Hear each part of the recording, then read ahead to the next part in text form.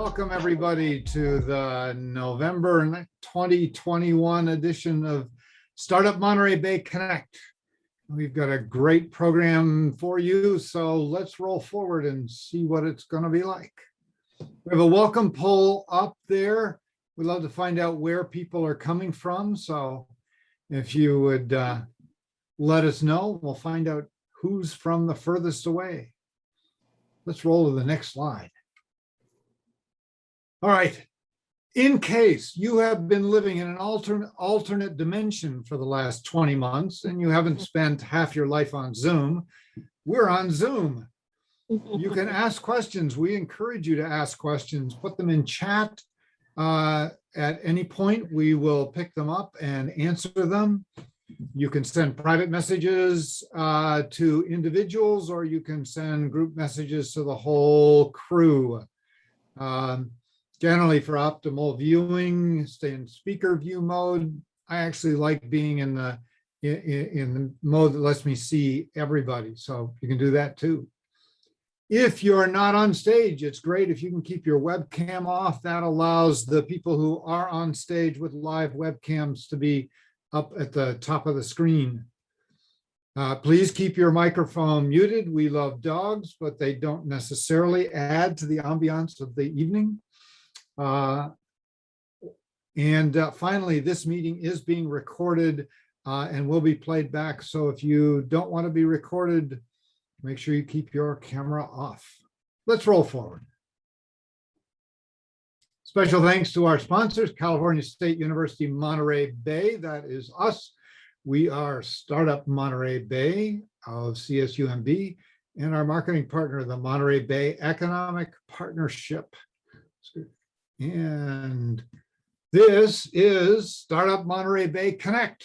We're here to network, and hopefully beginning the first of the year, it'll be easier to network because we'll be back to being in person. We're here to share and learn. We have a great panel to learn from tonight, find out what's happening in the community of entrepreneurship, and have fun, make money, and change the world. Well, let's roll. This is our team. Hi, everybody. I'm Brad Barbeau. I'm the executive director of the CSUMB Institute for Innovation and Economic Development. We are the ones who put on Startup Monterey Bay Connect and lots of other good entrepreneurial things through the year. Mary Jo Zank, our program director, is with us tonight. Say hi, Mary Jo. Hi, everyone. Dan Ripke is off hanging out at a conference, probably drinking heavily about this time because it's that time of night at a conference. Dr. Jenny Kwan, I think she's over there also. Lynette Lathrop, our program coordinator, is with us. Say hello, Lynette. Hi, everyone. And our interns, Andy Rabago, Aaliyah Ibarra. I think Aaliyah is here. Say hello, Aaliyah. Hi, everyone. There she is. And Marianne D'Souza. All right. If you want to join the Connect team and help put this on, please reach out to us. Tonight, we're going to focus in on some restaurant entrepreneurs because we have some fabulous restaurants in this territory. And these are all folks who have created very unique restaurants, each of which has their own and quite different culture and ambiance and feel and all that. And we want to find out how do they do that, because that's not just a restaurant problem. That is an entrepreneurial problem. How do you turn your vision into reality? So we're going to hear from some real experts around doing that tonight. The welcome poll, I believe, has been closed. Let me follow up with that. We can see where people are from. We've got a few from Santa Cruz County, lots from Monterey County, and 7 from somewhere else. Who's from the furthest away? Anybody want to volunteer, speak up and say, I'm from Upper Timbuktu? Nobody's gonna. From San Jose. So from where? I'm sorry, say again? From San Jose. San Jose, okay. Yeah. All right, not super far, but pretty far. Sounds like you're right here. Thank you. Hey, Brad, I haven't been spending a lot of time in Zoom meetings for the last year and a half. So I was from this other place that you were talking about that's somewhere Yeah. else. The alternate dimension. Yes, that's me. Got it. All right. So here is tonight's panel. We have J.C. Hill of Alvarado Street Brewery, Gregory from the Folktale Group, Bashar Sneeh from Dametra Cafe, Pamela Burns from the Wild Plum Cafe, and our moderator for this evening is going to be Paige Viren, who is the director of the CSUMB Sustainable Hospitality Program. Paige just joined us this semester. Welcome, Paige. It's great to have you with us. Thank you. I'm excited to be here. And I'm excited to take part in my first startup Monterey Bay Connect. And it's, I think, best to start off with a bang. And we have 4 awesome panelists with combined 53 years of experience to share their secrets to success. I kind of lined them up since I've been a professor for 13 years. I lined them up at universities. Of course, we assign people to class designation, freshman, sophomore, junior, senior. So I've that's based on credit hours. So I lined you all up based on your years of experience here in the Monterey Bay area. So we have J.C. Hill is our freshman of Alvarado Street Brewing.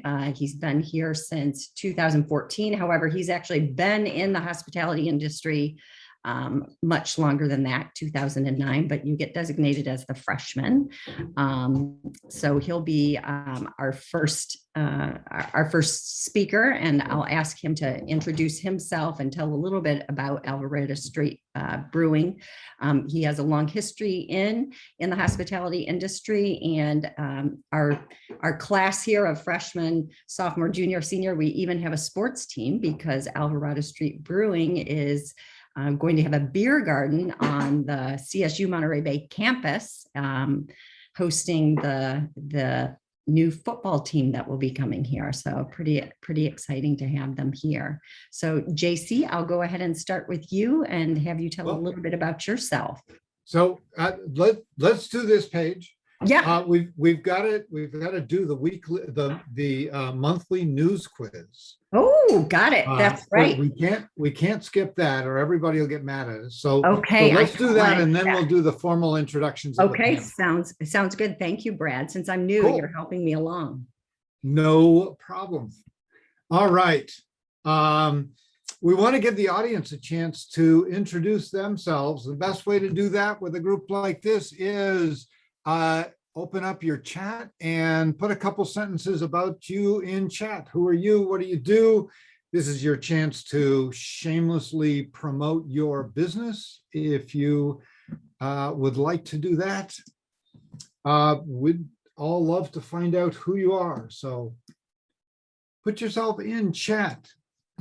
And while that's happening, we'll take a look at that in a moment. Give people a chance to say who they is. And let's go to the next slide.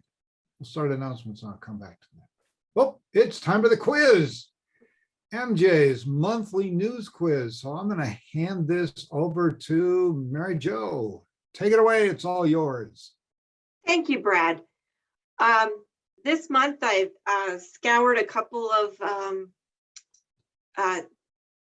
recent newsy things about local entrepreneurs. And I usually ask about 3 questions, and then there'll be a poll and you'll get a chance to see whether or not you're following what's happening in the local entrepreneur world.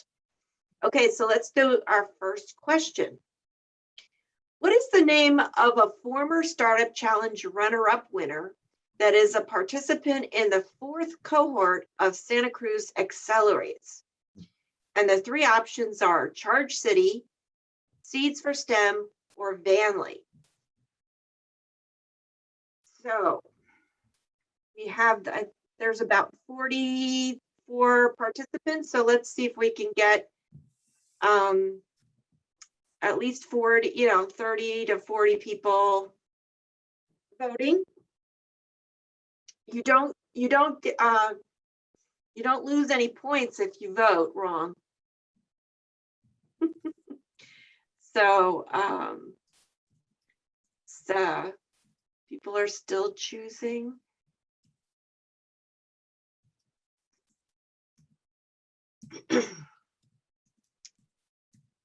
Let's see.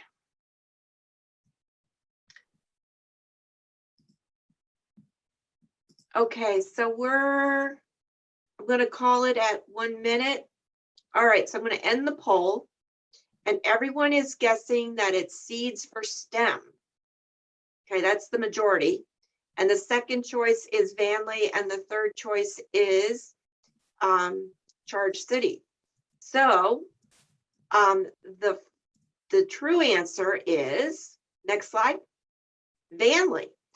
So Vanley is a kind of Airbnb for those in the recreation, in the living van business. They want to, there's this whole culture now about getting your van set up and then traveling around the country and living in your van. So this group is setting up a way for people to find places in people's on people's property that they can set up their van. And they are now part of Santa Cruz Accelerate's 4th cohort. So next question. Which startup's CEO interviewed was featured in this month's newsletter? Career Girls, The Octopus, or Velour? So hopefully you're reading our monthly newsletter.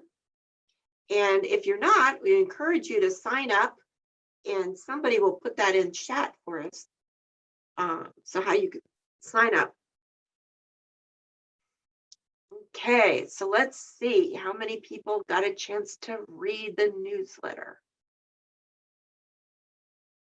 So we are trying to feature every month now a entrepreneur or a business that we've been working with, and we do both an interview and a little video. So we're going to have some great success stories over time. So let's see, we have a few more seconds.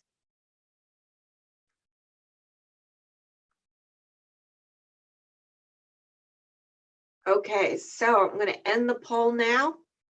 And most of you, 55% said The Octopus, followed by Career Girls or Velour. So let's see what the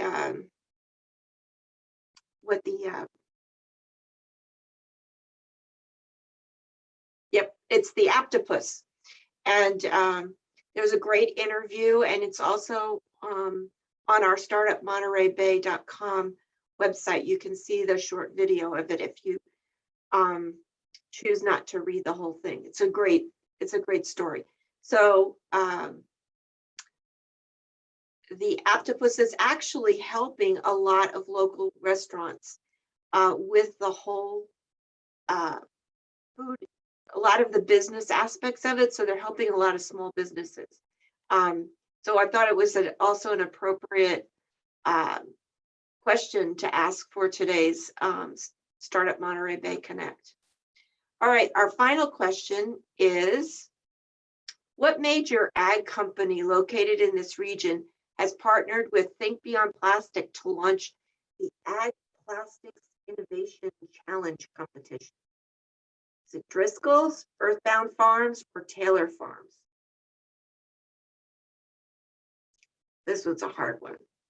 They're all great companies.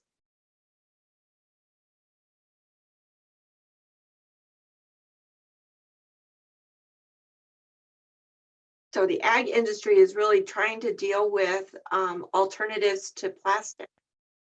And a lot of them are trying to find ways. So it's looking pretty close to a 3-way tie. Anybody else want to choose a make an educated guess?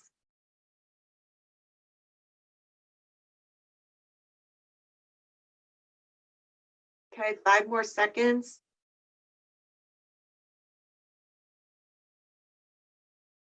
Okay, let's end the poll. Okay, 35% Driscoll's, 35% Taylor Farms, and 31% Earthbound Farms. Okay, and the answer is Driscoll's. And you can see why they really want to find alternatives to plastic. We all have those clamshells. So for all the fruit that they have. So if you're interested, or if you know somebody that's got some cool idea on an alternative to plastic, you could tell them to look at the application process. I believe the deadline is at the end of this month, and it's TBP, Think Beyond Plastics, innovate.com, Ag Plastic Innovation. So that's it for our questions for this month. And you can keep up with the news on our website, startupmontereybay.com. We also try to keep the Twitter posted with new ideas that when we hear from companies and entrepreneurs that we're working with. We also find some ideas from santacruzworks.org. And we encourage you to sign up for our newsletter and follow us on social media. And that's it for this month. Thank you. Thank you very much, Mary Jo. All right.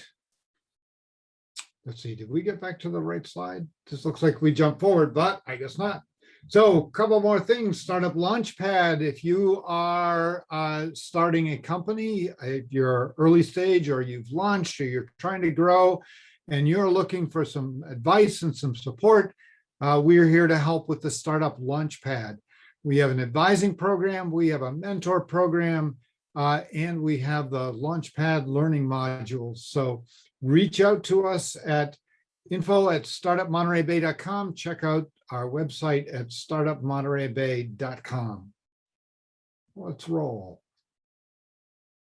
And if you are a small business or you know a small business who needs some help getting online, getting their website set up, getting your social media set up, email set up, whatever may be, Get Virtual is here to help. Get Virtual is a student-run program. It was started in Santa Cruz at UC Santa Cruz.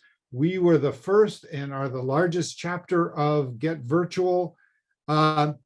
And the students do a great job providing free help for businesses to help them get a presence online, because if you aren't online, you aren't anywhere these days. Okay. Upcoming events, couple next month, we'll be back here. We have one more month virtual, and then hopefully we'll be back to in-person. December 14th, we're going to be looking at Monterey Bay makerspaces. There are lots of different makerspaces in the Monterey Bay area for everything from doing art to making clothing to the El Pájaro Kitchen for making food.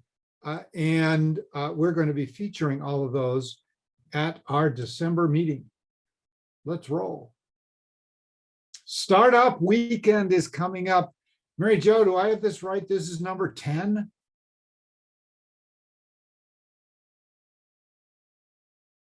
I couldn't unmute.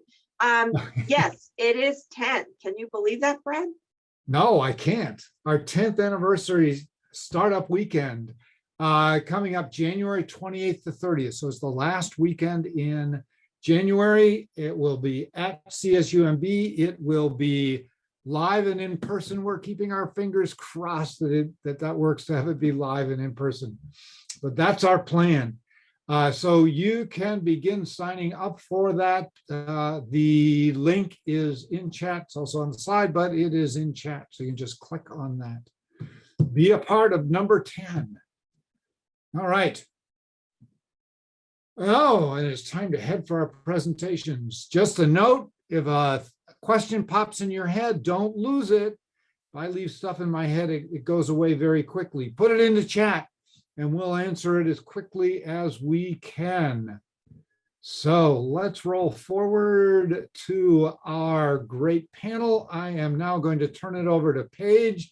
The rest of the night is yours and your panel's. Paige, take it away. Excellent. Thank you, Brad. I appreciate it. And thank you everyone for being here tonight. We have a great panel. And as I mentioned, over 50 years of experience. So we can definitely learn a lot from each of them. I'll ask each of the speakers to tell a little bit about themselves. Our first speaker is J.C. Hill. He's from Alvarado Street Brewing.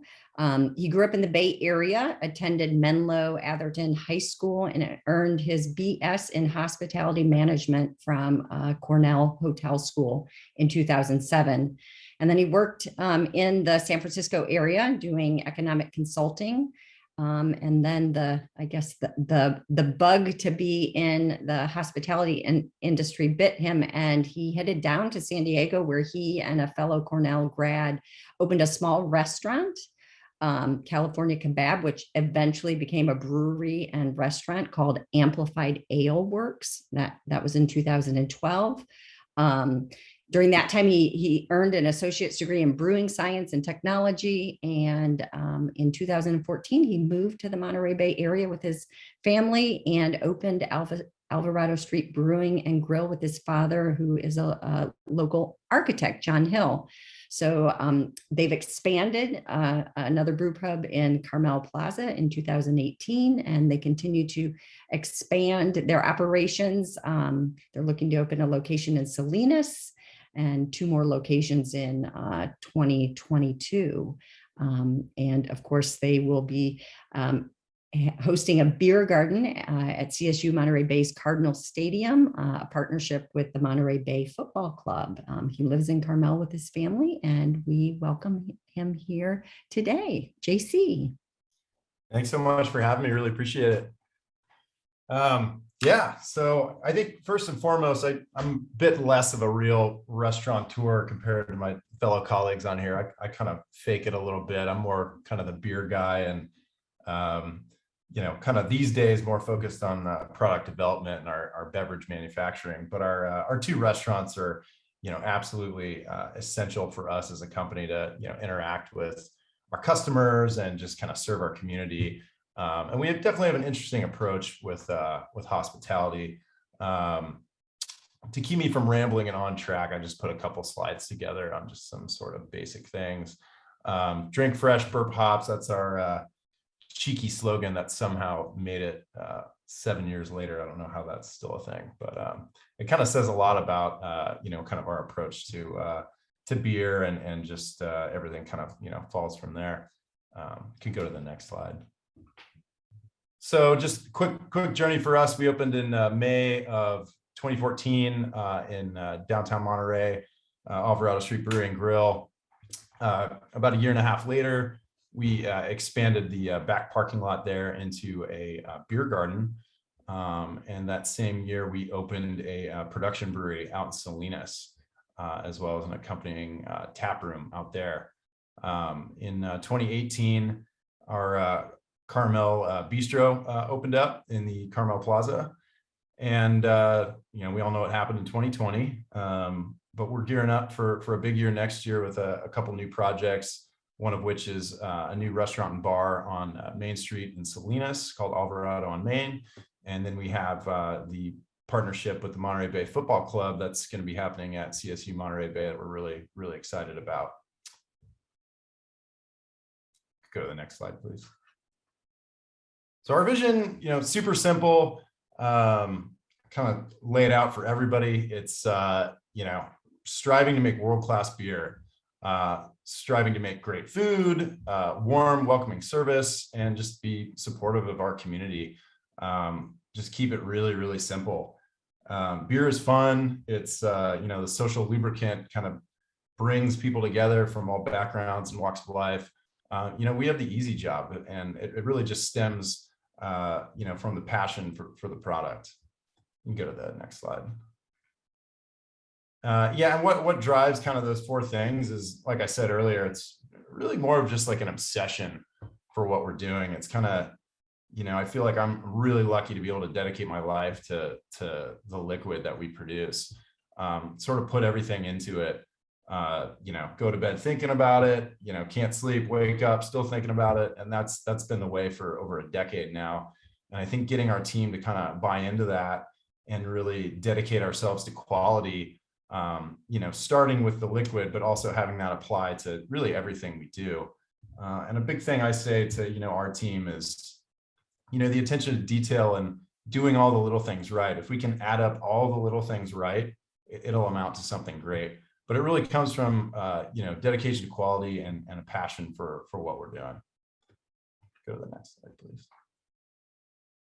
I think putting together a great team, is something I've been really lucky over the years. We've had just some incredible people join our organization, and, being in business for over 7 years, and going through the pandemic, taking care of your crew is absolutely essential.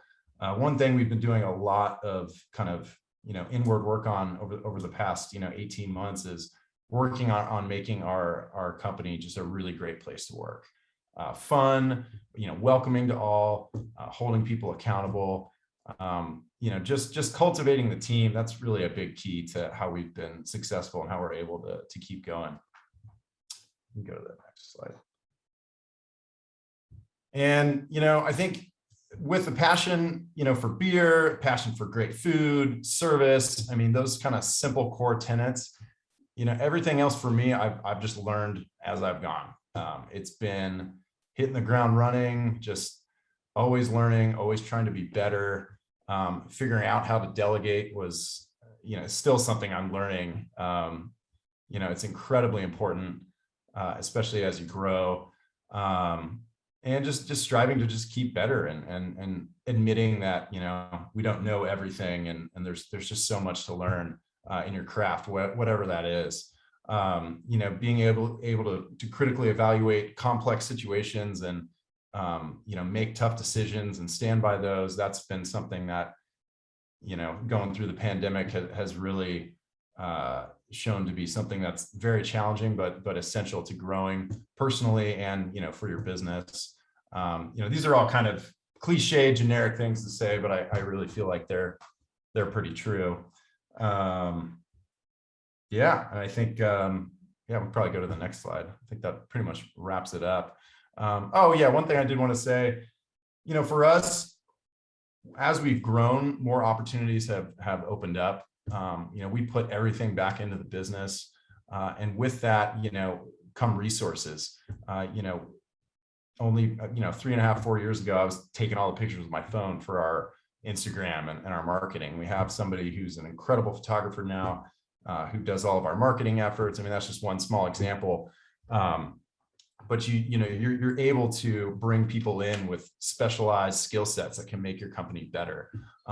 Bringing in an HR director for the first time this year was huge for us. And, that only really happens with growth and more resources. And then, we've been lucky to have opportunities to expand and take advantage of, cool projects like this partnership with the Monterey Bay Football Club, and even with our production brewery and making our product better, investing in equipment for quality. It just takes time. And, we've been doing this, we've been open for a little over 7 years, and it's been eye-opening. And I can't wait to see where we're at another 7 years from now, and hopefully stay on this trajectory. So I think you can go to the next slide. That's kind of all I wanted to chat about, and just really appreciate everyone having me, and look forward to hearing from the rest of the panelists. Great. Thank you so much, JC. Great to hear a little bit of background and how you got to where you're at. So thank you very much. Next, we welcome to the virtual stage Gregory on. Gregory is the founder and CEO of Folktale Group, which manages the Folktale brand and a growing number of family businesses in wine, food, hospitality, and experiences. It was founded in 2009 and has grown to encompass 11 national wine brands, 2 wineries, and 400 acres of vines, 4 restaurants, a national sales and distribution company, a special events business, and craft spirits brokerage.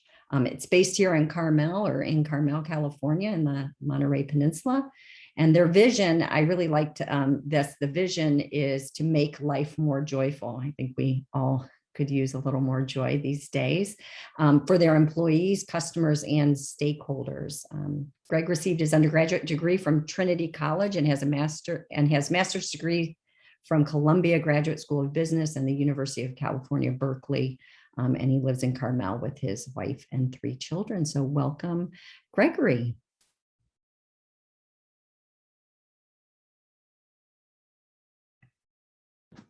Sorry, I had to unmute. I think I need to update my bio because my kids are now old enough that they've left the house.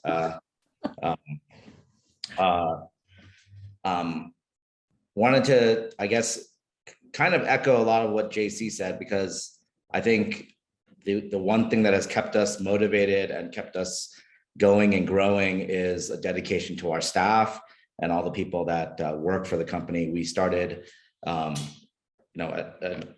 working out of my house in 2007. Actually, we started a company which we sold in 2010. Cultivate is our national wine company that we develop all of our wine, manage all of our wine portfolio and sell around the country, as well as export to some 12 other countries outside of the US. Hospitality was kind of a taboo thing for me. My mother was a restaurateur for 27 years, and she made me promise never to open a restaurant. She knew how hard it was. She, didn't want me to. She knew I had the bug, and so she tried to keep me away from it as long as possible. So when we purchased the winery in 2015, I kind of snuck it in because we slowly started introducing a culinary program into our wine garden. The events business, wedding, corporate events, special events, ticket events, things like that dragged us into the culinary world. And so by the time 2017 rolled around and we had the opportunity to take over the building that is currently 7th and Dolores, I did finally go back and ask her permission to open a real restaurant, quote unquote. That has been, another fun challenge, and finally get to feed my restaurant hospitality bug in a real way. That, to be honest with you, led mainly, I would say growth is led because we want to create more opportunities for the people that work with us. And so in 2018, we opened Pacific Bowls and Rolls. In 2019, we acquired and built a company called Organic Farmer, which is a direct-to-consumer business.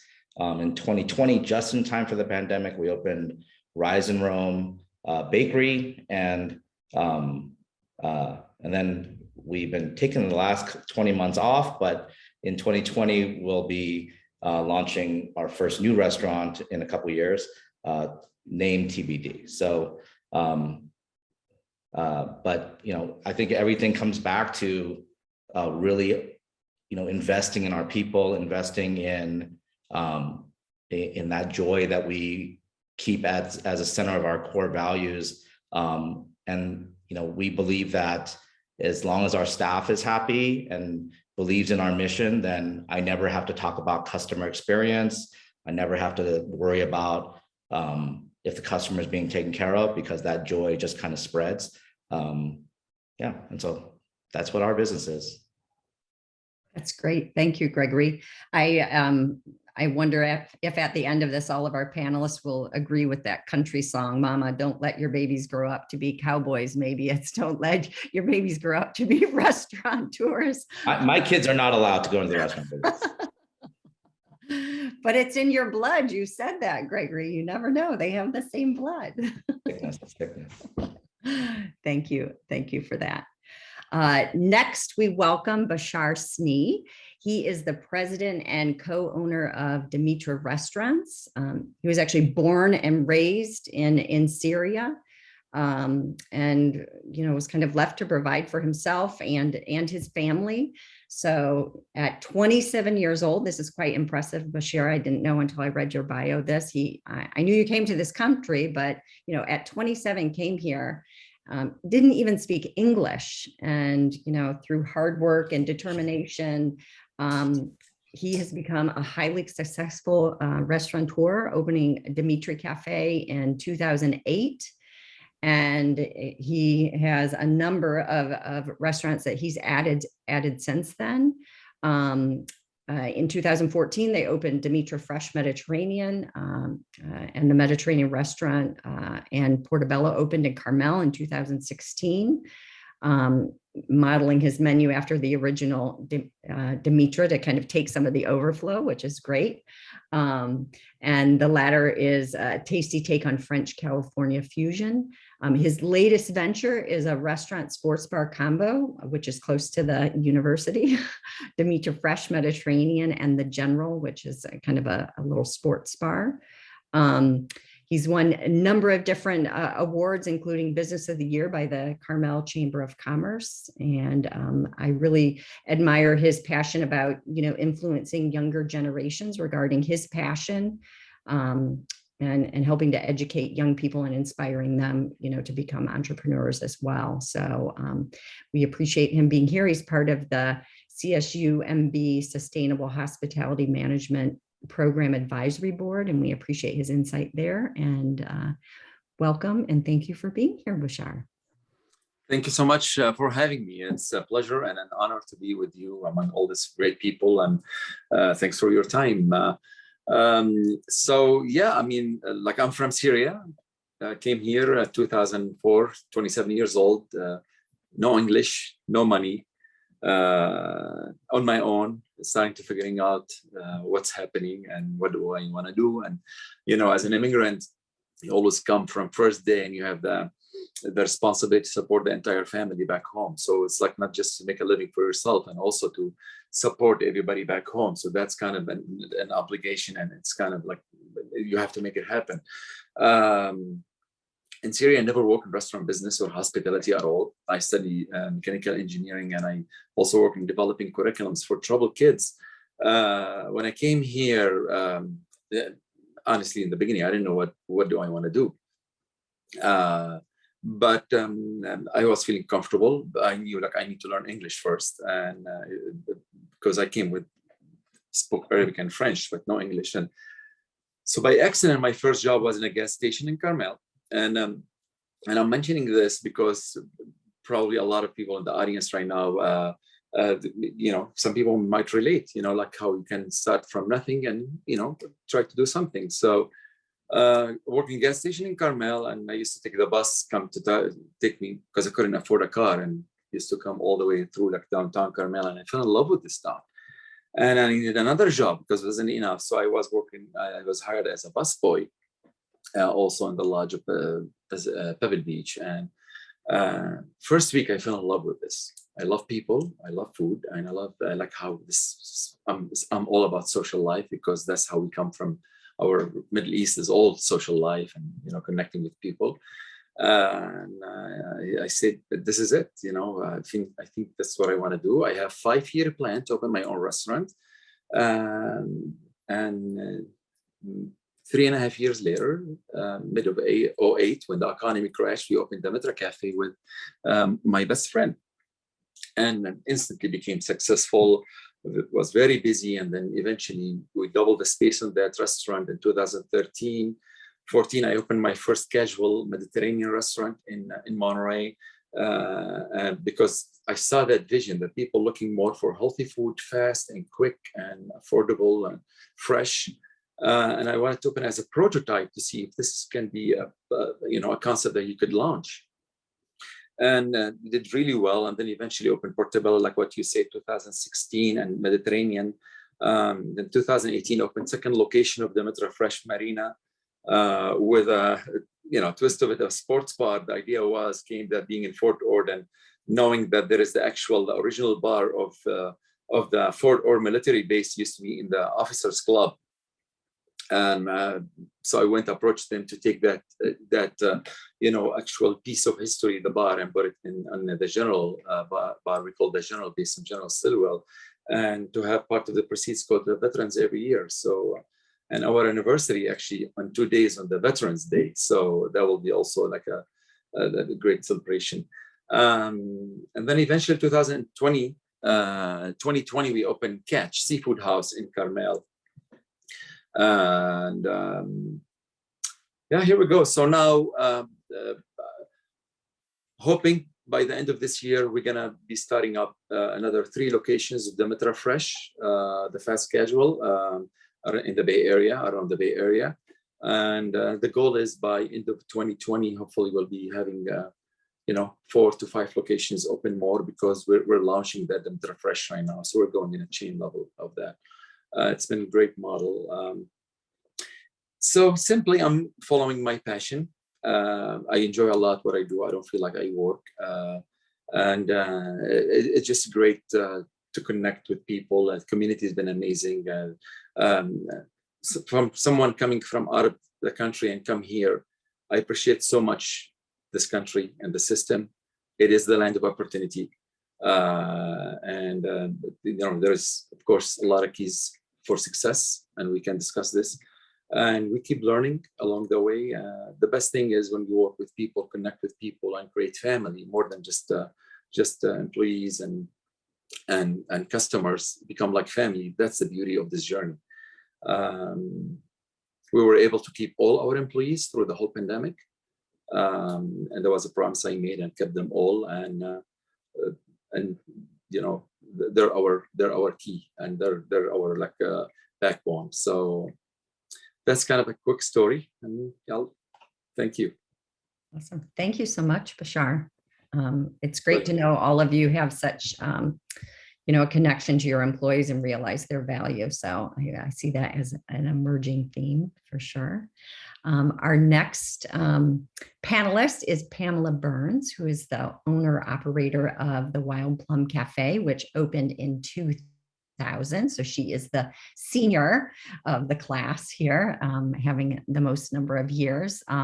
She started her restaurant at a time when organic was a fringe idea, and now it's more or less the standard. But her vision was really, her founding food philosophy was to make accessible food that people wanted to eat, delicious comfort food. And who can disagree with that? Every year she's tried to add something, different to her menu, her current priorities. And I really appreciate this being from a sustainable hospitality management, program where sustainability is at the core, that your priorities have evolved over time to include zero waste program, composting with the city, and using every scrap of bread or beet, and introducing more and more plant-based dishes. I like your saying meat should be a condiment, and transitioning completely to pasture-raised meats. So you started your efforts, I think, when this was pretty cutting edge. So you had a big, a learning curve trying to teach people, and now people really get that. And I also appreciate you, you mentioned that it's kind of been a never-ending education odyssey. I think we can see here from everyone that, you're continually learning and changing, right?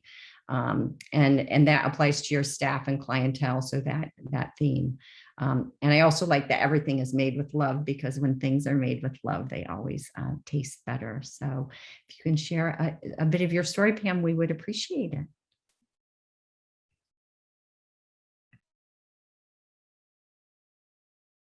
Unmute myself there. Hi, everyone. It's great to be here. Thanks for having me. The restaurant actually opened in August of 1999. So we're in our 23rd year.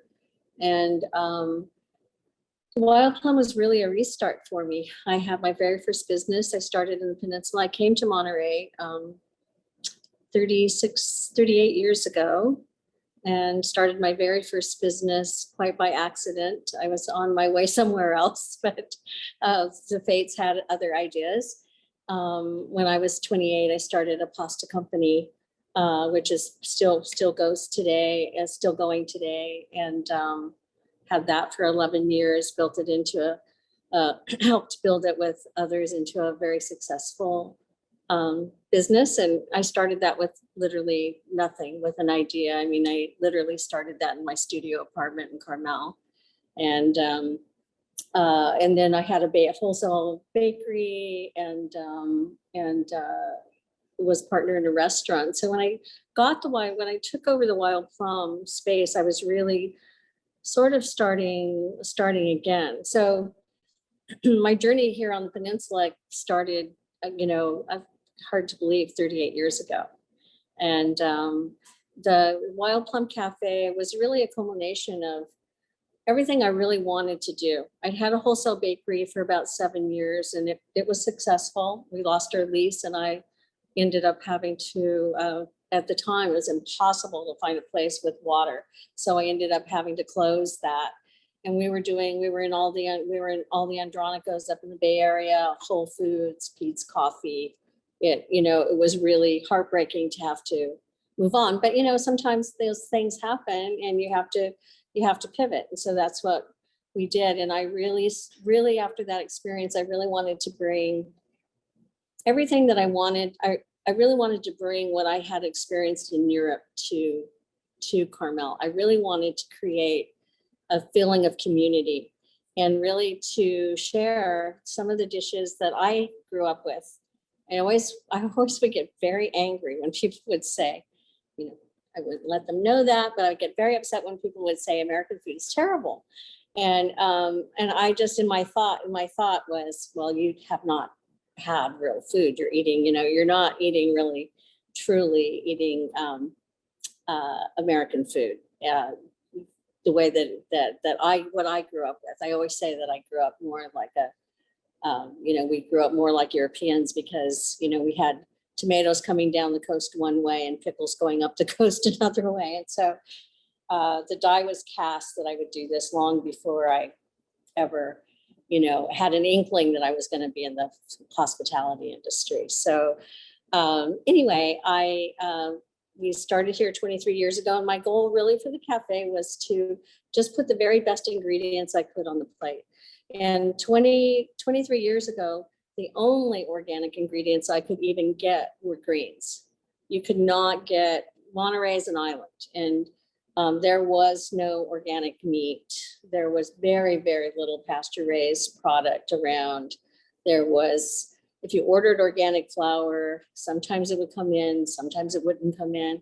And there was no organic products on the shelf at all, anywhere. You couldn't go and buy anything. You really were dependent. So I would say about 10, 12 years ago, things began to shift. And we've always been very focused on the very best ingredients and trying to put the very best team together that we could. I have combined in my kitchen 25 years of people of experience in my kitchen that have worked for me. I've got someone who's been with me for going on 17 years. I have somebody else who's been with me for 6 or 7 years. And just really trying to build on that. Right now, I feel so blessed because with all the difficulty we have such an incredible team, with the difficulty in staff and, just echoing what Greg and JC have said, it's just like, it's all about the people. It's really, I like to say we're creating community through food, but that also has to do with the people that are in the front of the house, people that are in the back of the house. And I don't do any of this alone. We had a party today for 90 people, and it takes a team and takes a village. And in our case, it takes a farm village. I have like 20 farms that stand behind me, and I'm nothing without the people that surround me. I'm, absolutely nothing. It doesn't matter how hard I work or what I do.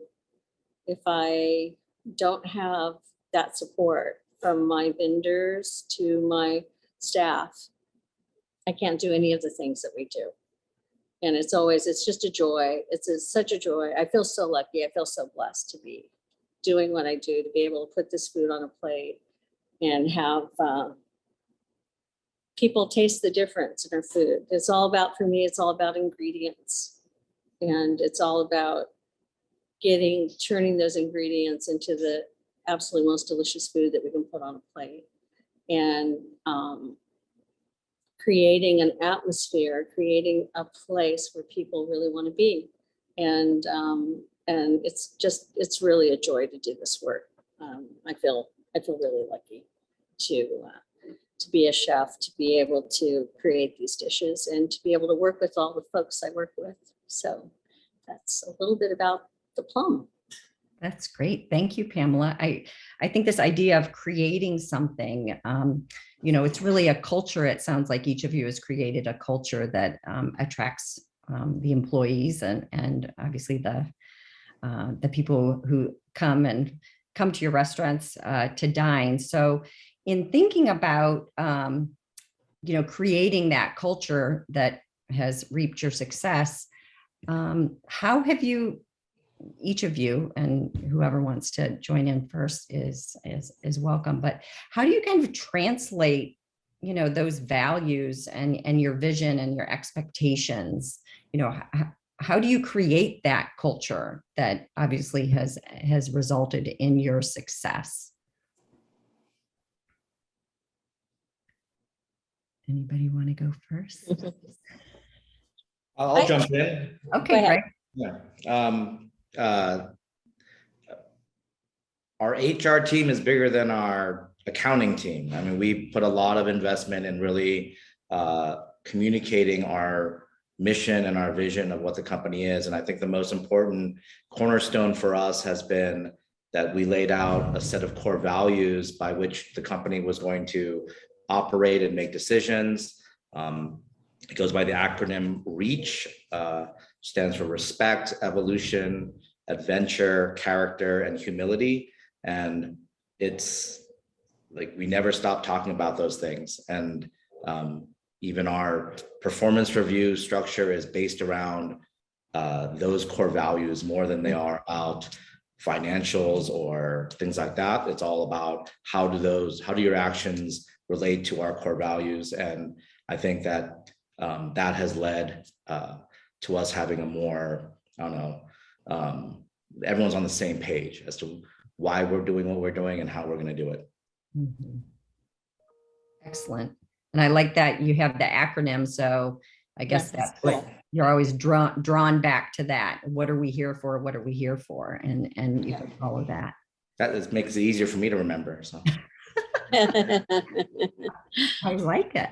Yeah. Others. I would say that along with Greg, it's having that philosophy, it's having that vision for your why you're here philosophically, finding people who are philosophically on the same page with you and share those values and share what you're doing makes all the difference in the world to have some of that going. So that's part of it. Part of it is just, we have a very strong food philosophy that goes, all the way from trying to be zero waste in the kitchen. And we hope that reflects out on the plate and to our customers, to our guests. So to me, that's being who you are and being authentic.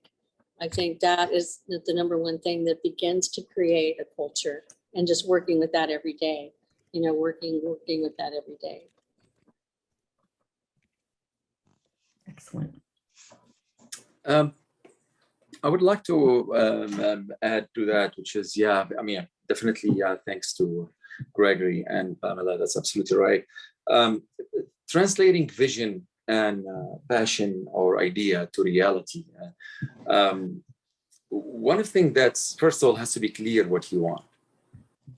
To make it kind of a little bit like in a simple method, like let's say we have the smartphone, the iPhone, and there could be a phone, but also if you know what you want from this phone, if you have a clear vision of what you want, what kind of app that you need. Now you download the app has to work and along with the phone. It has to integrate properly. So the same thing with when we do in reality, like you have an idea, you want to make sure that idea to go to reality has to integrate properly with reality around you, with the platform that you have around you. And in order to do that, the more you understand what you want, the more you understand the around you, the more you can kind of build that connection.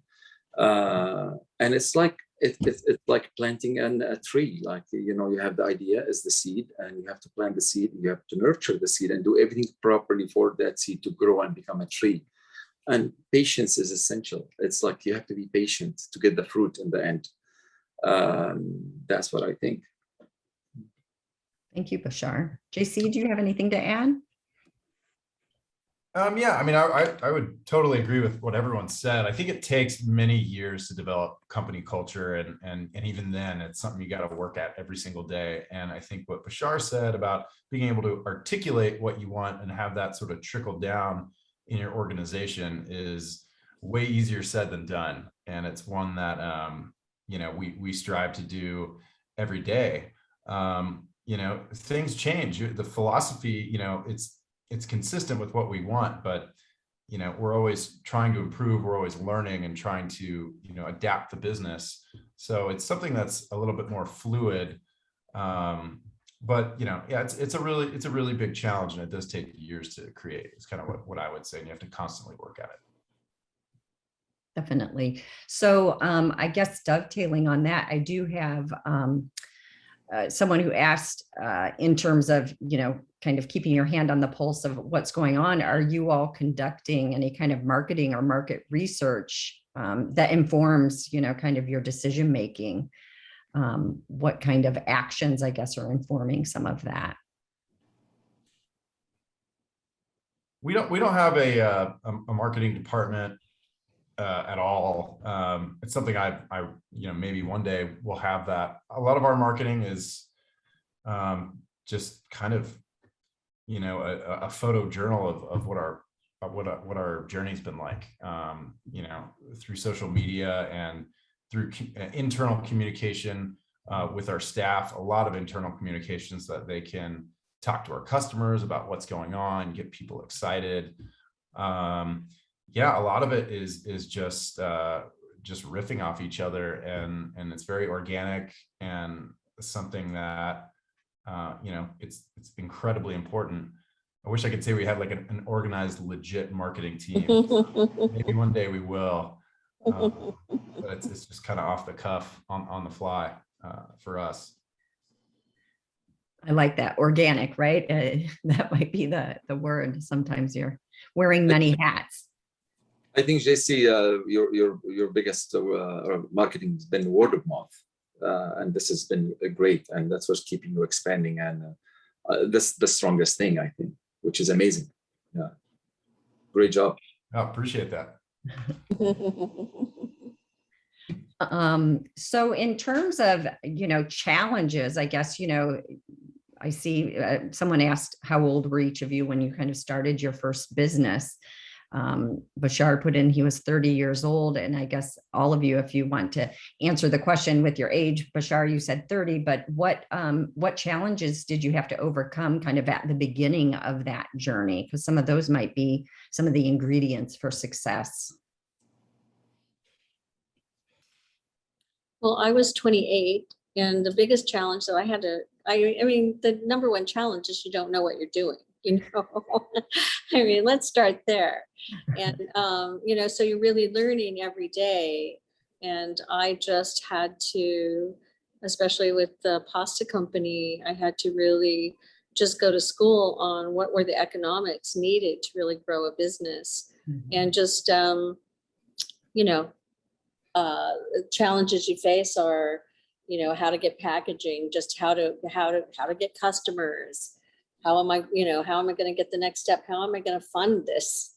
You know, I kept a day job for a while. I'd make pasta at night and get up at 7, be on the line and run onto the line with my little hat, my apron, and my knives. And the chef would be standing at the door and he said, "Oh, thank you, Pamela, for joining us this morning. I'm really glad you could be here."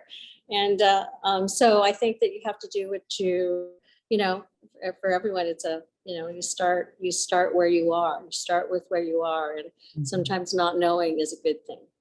If I'd known the challenges that were going to face me with my first business, I may have decided to continue on to Europe, not open a business. Yeah, it sounds like those obstacles kind of let you refocus your efforts, and Yes. sounds like taught you some resiliency or recovery skills, more or less.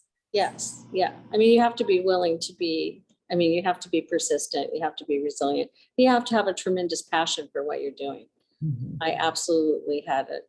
I just fell in love with the whole pasta business. I would dream, I would have dreams of pasta in color. You know, I would dream in color, pasta coming out of the machine. So I saw from the very first day, I saw what that business could be. And I spent a lot of time thinking about where I wanted to be and did what was in front of me every single day.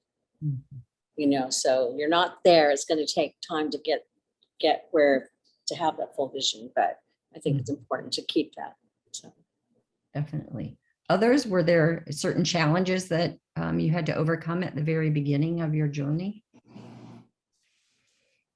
I think money is always one of the hardest and constant hurdles that you're dealing with, whether it's, you know, I always tell entrepreneurs that are starting out that cash flow is more important than profit in the beginning, because people get a little obsessed with how much profit they're going to make on selling something or how they price things.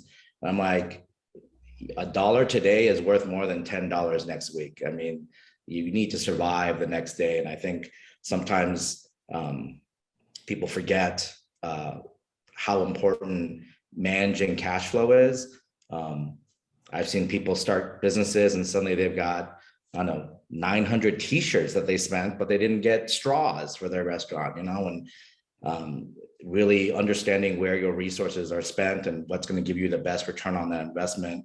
I don't think most entrepreneurs have anyone takes the same path. It's constant problem solving, creativity, and everyone's going to approach a problem with a different, from a different direction. So it's not necessarily a right way or wrong way, but man, you got to be constantly thinking of ways to get over those hurdles, because they're not going to stop coming. Definitely. yes. I'll echo what Greg said. I think, you know, for me, when my first business, it was revenue. There was no revenue.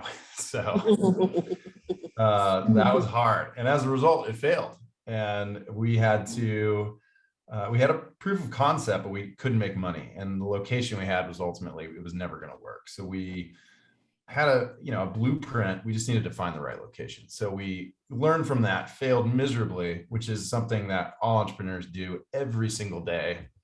And like what Greg said, I mean, it just requires a host of problem solving. I mean, it's all problem solving. You know, you're encountered with one thing after another. But going back to, you know, how our business got off the ground, I think it was by failing. And I think, you know, pulling 40 plus investors for our second location and chunks of, you know, $5,000 to just basically hack this second location that we did in San Diego, and then see that actually become successful was a huge confidence booster and something that, you know, I could carry when we opened Alvarado Street. But it never would have happened without zero money coming in the door. Our first day we were ever open, we made like $300, and I thought $1,000. It was like the craziest just hit of reality. Yeah, you got to have money coming in, and if you don't, you'll figure it out if you can problem solve your way through it. For sure. My first day at the Wild Plum, we did $300, so I can relate. and I remember thinking to myself, please God, let people want sandwiches. Please, please.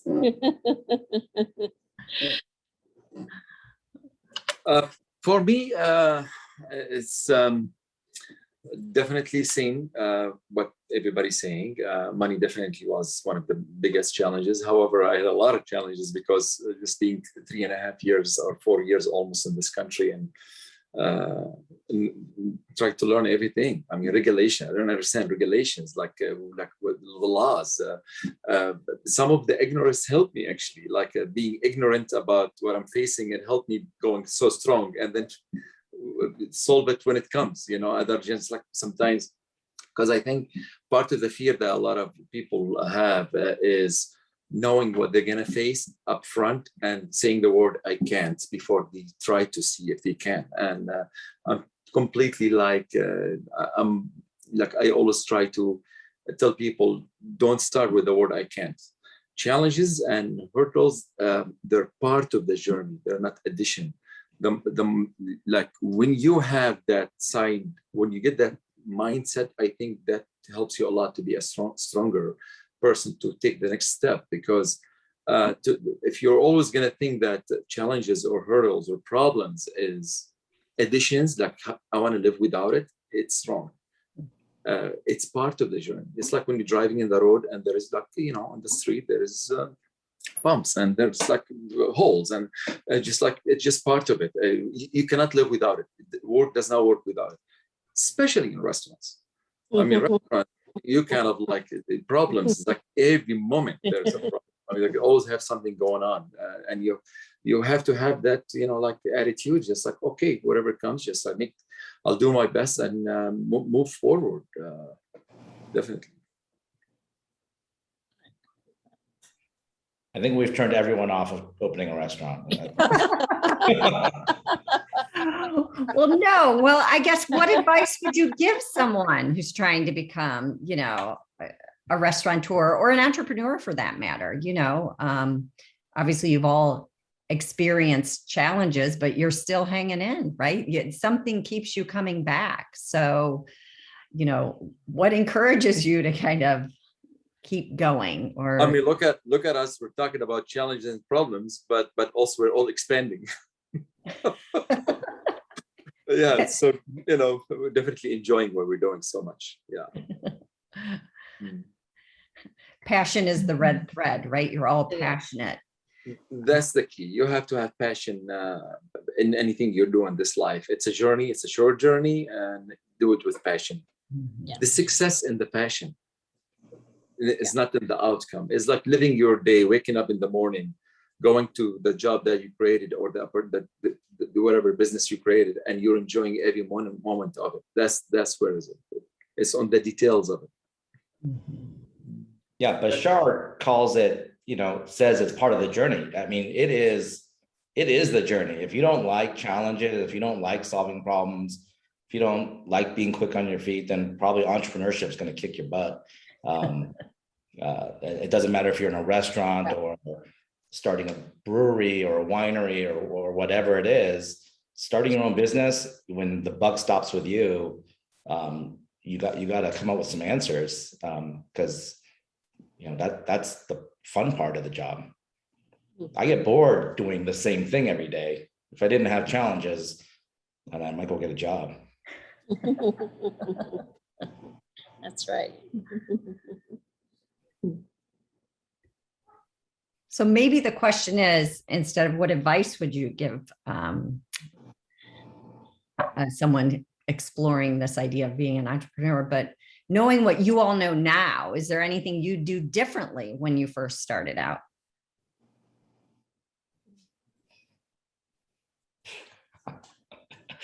We don't have enough time to answer that. Well, maybe that would be telling. If each of you could share one thing you would have done differently, maybe, when you were starting out, maybe that would be the good advice for folks.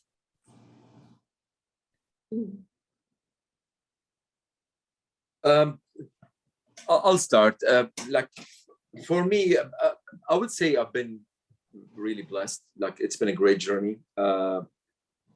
However, at this point of life right now, I'm so much understanding the business model, so much like it's part of me as a second nature, and every detail of that business. So if I go back to it, will be like easier and shorter. Like I will save more time to just adopt the right thing in the right time and the right moment without trying and then failing and then adjusting and tuning and then, oh, this works. Okay, let's develop this and let's develop that. So definitely, yes. I mean, it's it just you get to because for me when I started, it was just like really testing. Like I was just testing and get the results and then adjusting. Right now, you just gain the experience and the knowledge where like you start knowing that if you do this, it's not gonna work here. Like you see you can see in your mind where this goes, and you can just right away eliminate it in your mind before even you put it in practice or in reality. So that's what basically will be saving more time.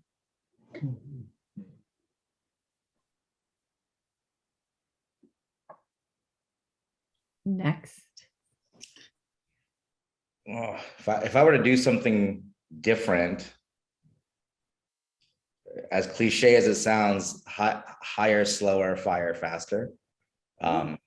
Sometimes when someone's not a cultural fit or doesn't share the same values, they start rotting the entire lot of grapes. And when you rush a hire because you're desperate or you need to fill a void, oftentimes you're not vetting them well enough, and it's not good for the organization. It's not good for the candidate. I mean, I think really making sure that you have the right people makes such a difference. And when you have the wrong person, it affects everything.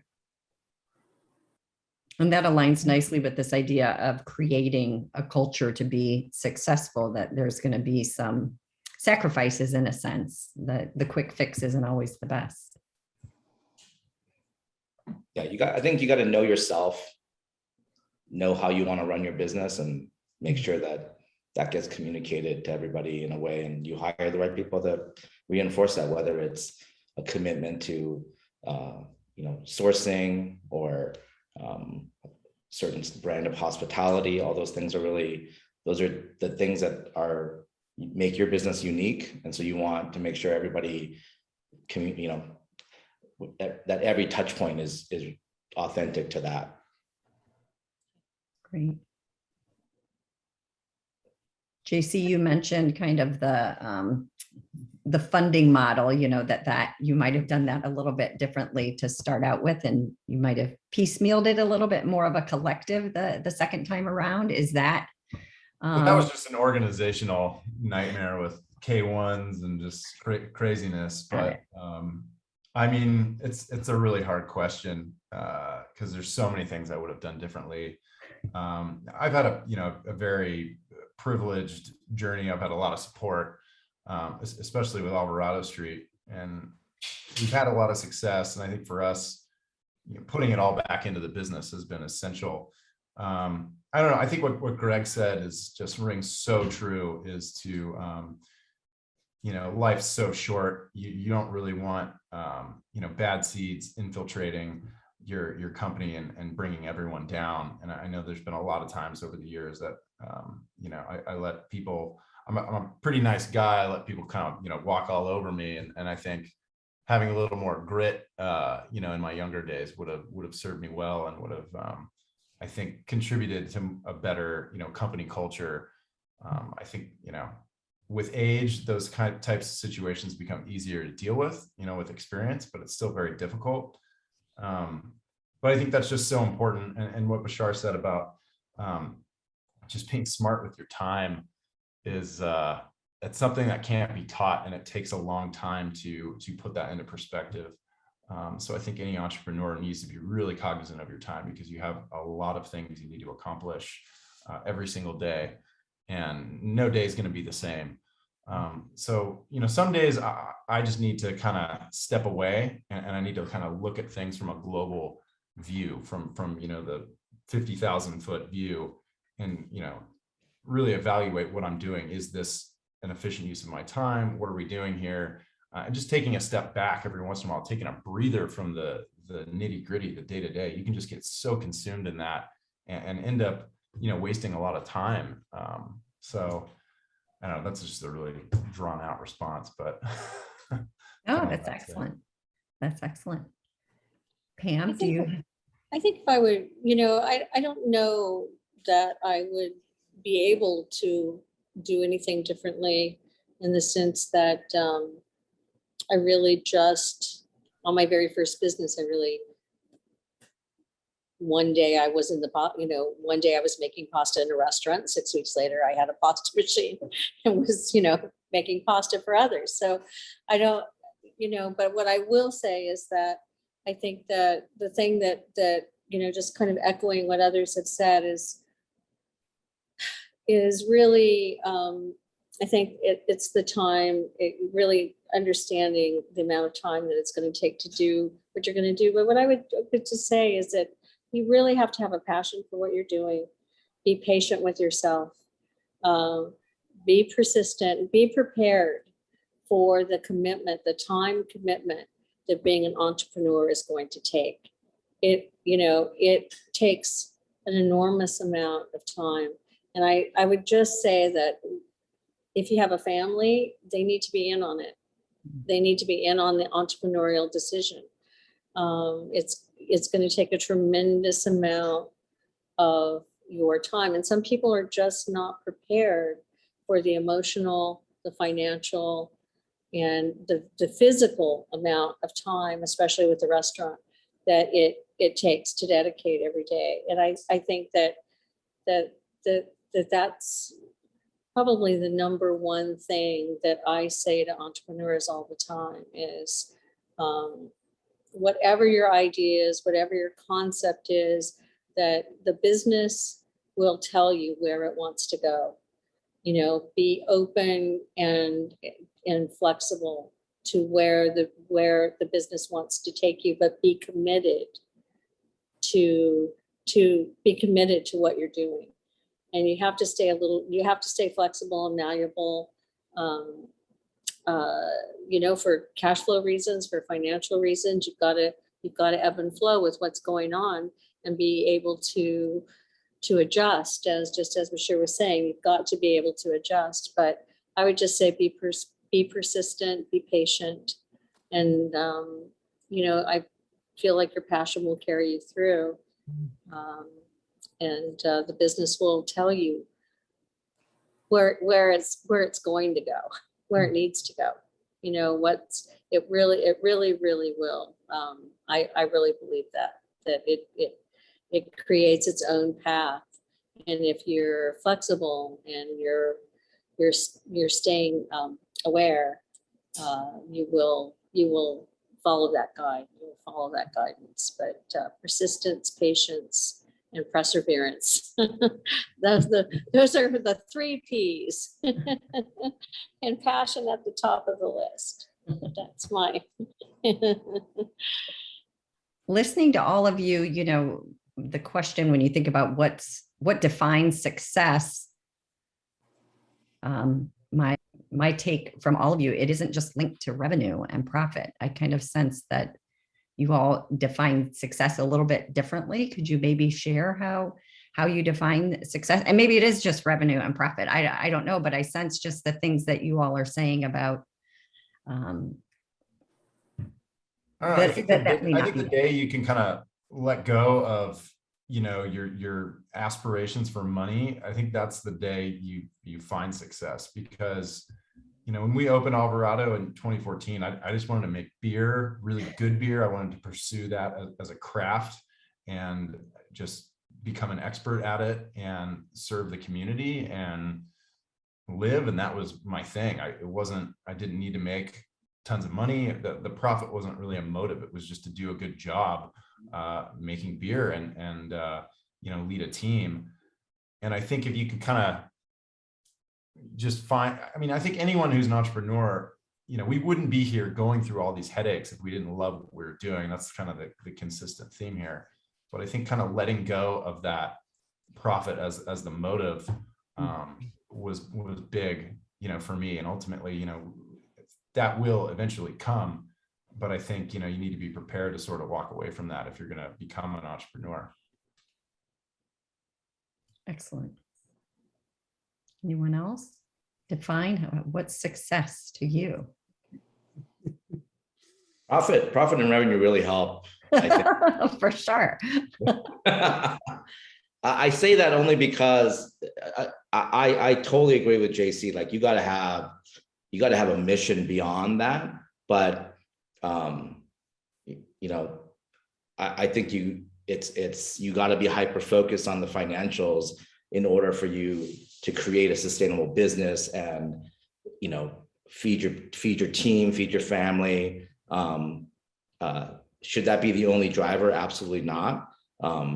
Because there are safer ways to go about making a living, but it is that marriage. Like I totally agree with what I'm hearing about passion, and to jump out on your own and risk everything is, some people call it passion. I call it crazy. I mean, you got to be out of your mind to do this stuff sometimes, but it's, you know, I was a poet. I studied poetry, and the one thing about poets is nobody wants to be a poet, right? There's no living to make in being a poet. You have to be a poet, right? You can't turn it off, and that, I think, is what drives an entrepreneur. Like you got to do what you got to do your way, and that's nothing's gonna get in your way.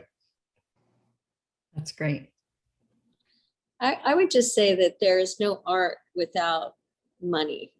You know, that I can't put the food on the plate if I don't have money to, you know, if I don't have the funds to buy the ingredients. And so there's a philosophical question. It's about what is the path for success for me? You know, it's not about, I feel very blessed that I can do organics and I can make that choice. I can make that conscious choice to make a little less profit than someone who's buying, you know, conventional meat or conventional food items. That's my choice that I'm making.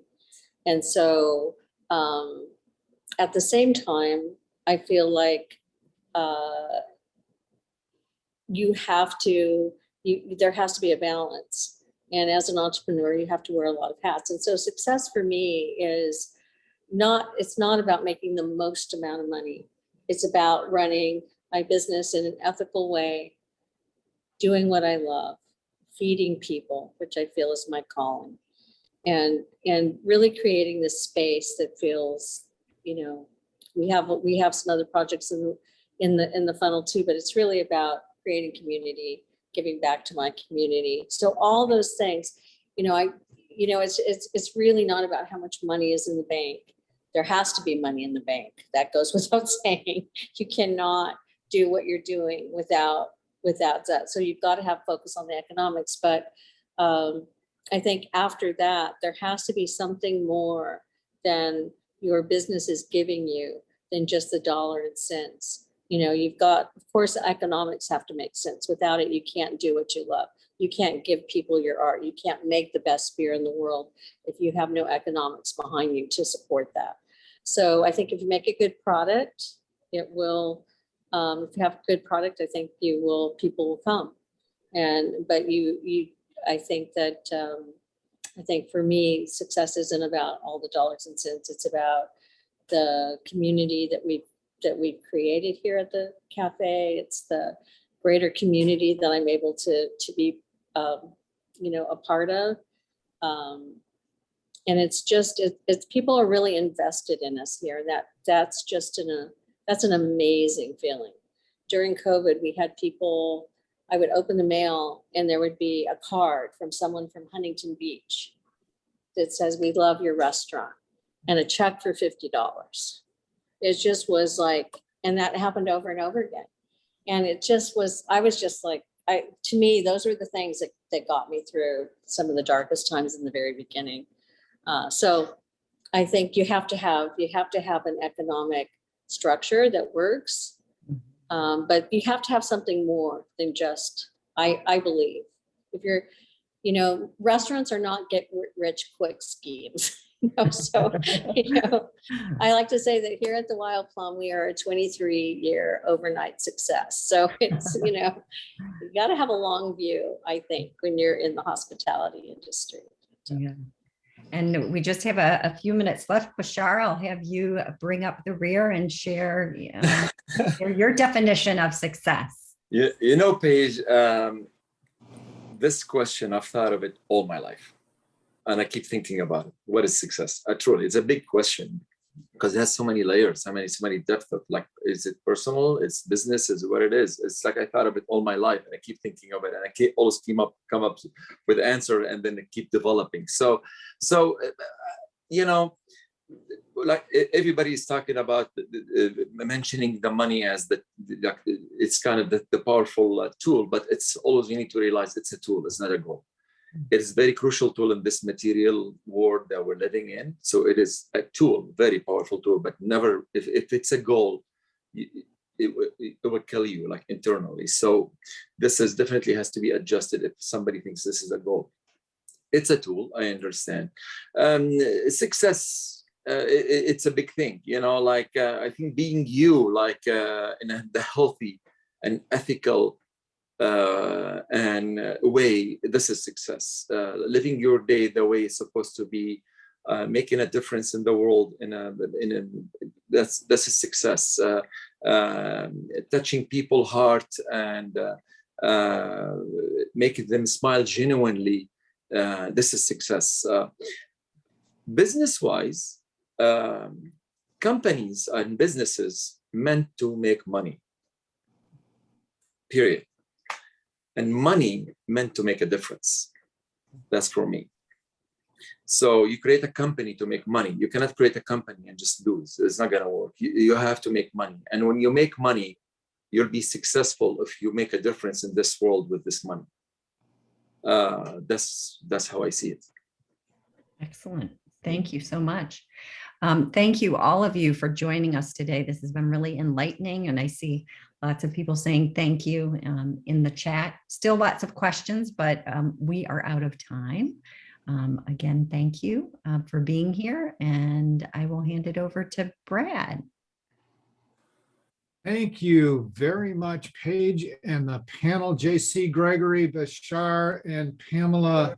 It was great to hear from all of you and fabulous questions. One of my favorite students, Jorge Acosta, who has a bakery, a Mexican bakery over in Salinas, and I see he's got hundreds of questions in here, as he always does, which is just fabulous. So thank you all. That brings us pretty close to the close here. Remember to keep updated, subscribe to the IIED monthly newsletter. Don't miss any of our great programs. And special thanks to our sponsors, Cal State Monterey Bay. We are Startup Monterey Bay here at the Institute for Innovation and Economic Development, and our marketing partner, Monterey Bay Economic Partnership. And we'll see you in December. Everybody have a fabulous Thanksgiving.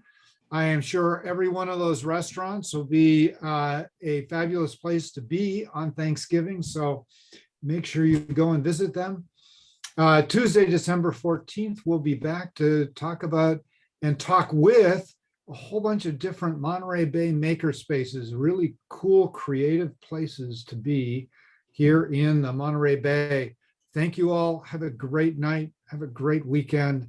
Have a great Thanksgiving, and we'll see you in December.